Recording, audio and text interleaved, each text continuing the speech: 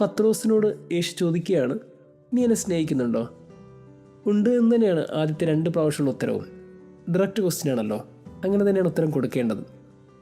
പക്ഷേ 3ാമത്തെ പ്രാവശ്യം യേശു ഒന്നുകൂടി ചോദിച്ചപ്പോൾ അയാളെ കണ്ണ് നിറഞ്ഞു. അയാൾ നിലവിളിച്ചു. അതിന് കാരണം എന്താണെന്നറിയോ? പുതിയ നിയമം ഗ്രീക്കിൽ എഴുതപ്പെട്ടതാണ്.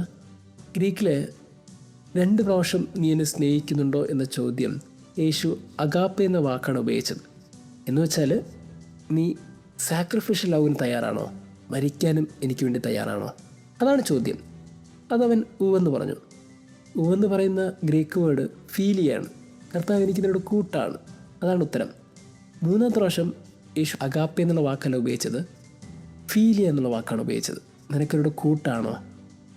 ഇത് ചോദിച്ചപ്പോൾ അയാൾ കരഞ്ഞു. അയാൾ പറഞ്ഞു, നിനക്കെല്ലാം അറിയാമല്ലോ. കാര്യം ഇതിലാണ് സ്നേഹം. സ്നേഹത്തിന് പ്രത്യേകത എന്താണെന്നറിയോ? അത് അവസാനം വരെ നിൻ്റെ കൂടെ ഉണ്ടായിരിക്കും എന്നുള്ള വാക്കല്ല, മറ്റെന്തിനേക്കാളും നിന്നെ ഞാൻ സ്നേഹിക്കുന്നുള്ള വാക്കല്ല. അതൊക്കെ പെരിഫറൽ ലവാണ്. ഒരു ലവിൻ്റെ സ്റ്റാർട്ടിങ് ഏജാണ്. അതിനുശേഷം ഒരു ഡെപ്ത് ഉണ്ട്. ആ ഡെപ്ത് എന്താണെന്നറിയോ? അതിൽ പിണക്കമുണ്ട്, വഴക്കുണ്ട്, ദേഷ്യമുണ്ട്, സങ്കടമുണ്ട്, ചതിയുണ്ട്, ഇതെല്ലാം ഉണ്ട്. അറിയില്ല എന്നുള്ള വാക്കുണ്ട്. എന്താ ഇല്ലാത്തത്? ഇതെല്ലാം ഉണ്ടായിരിക്കുമ്പോഴും എനിക്ക് നിന്നിഷ്ടമാണ്.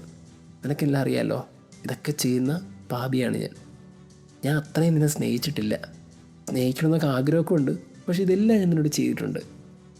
അങ്ങനെയാണ് അയാൾ യേശുവിൻ്റെ കൂടുതൽ സ്നേഹിക്കുന്ന ശിഷ്യനായിട്ട് മാറുന്നത്. അതായത് സ്നേഹിക്കുന്നു എന്ന വാക്ക് അതിൽ തന്നെ അർത്ഥമില്ലാത്തൊരു വാക്കാണ്. അതിൻ്റെ പൂർണ്ണത എപ്പോഴാണെന്നറിയോ?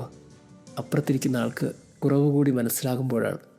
എനിക്ക് തോന്നുന്നു നമ്മളെപ്പോഴും ശ്രദ്ധിക്കേണ്ട ഒരു കാര്യം എന്താണെന്നറിയോ? ഒരു റിലേഷൻഷിപ്പിൽ നമ്മൾ ഏറ്റവും നല്ല ഭാഗം മാത്രമേ ആദ്യം കാണിക്കത്തുള്ളൂ. ആ നല്ല ഭാഗം മറ്റേയാൾക്ക് ഒത്തിരി ഇഷ്ടപ്പെടും.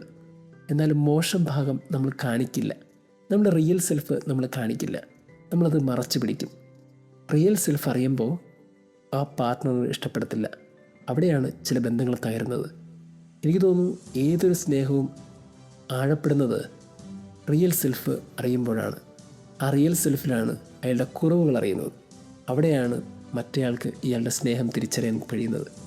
2 മനുഷ്യർ അവരുടെ കുറവുകൾ അറിയുന്നിടത്ത് സ്നേഹം വളരെ മനോഹരമായി പൂത്തുലയും. പിന്നെ അയാൾ മരിക്കാൻ തയ്യാറാണ്. അയാൾ ഏതൊരറ്റം വേണമെങ്കിലും മറ്റേയാൾക്ക് വേണ്ടി ഇറങ്ങിപ്പോകും.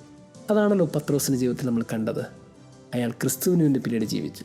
ക്രിസ്തുവിന് വേണ്ടി അയാൾ സംസാരിച്ചു. ക്രിസ്തുവിന് വേണ്ടി അയാൾ മരിച്ചു. കുറവുകൾ മനസ്സിലാക്കുന്ന സ്നേഹമാണ് ഇന്ന് ഈ ഭൂമിക്ക് ആവശ്യം. അല്ലാതെ സ്നേഹമാണെന്ന് വാക്കുകൊണ്ട് പറയുന്ന ഒരു സ്നേഹമല്ല. മരിക്കുമ്പോൾ 1000 പൂക്കളുള്ള റീത്ത് വയ്ക്കുന്നതിനേക്കാളും നല്ലതല്ലേ ജീവിച്ചിരിക്കുമ്പോൾ ഒരു പുഷ്പമെങ്കിലും കൊടുത്ത് ഹൃദയത്തോട് ചേർത്ത് പിടിക്കാൻ. ദൈവം നമ്മെ അനുഗ്രഹിക്കട്ടെ.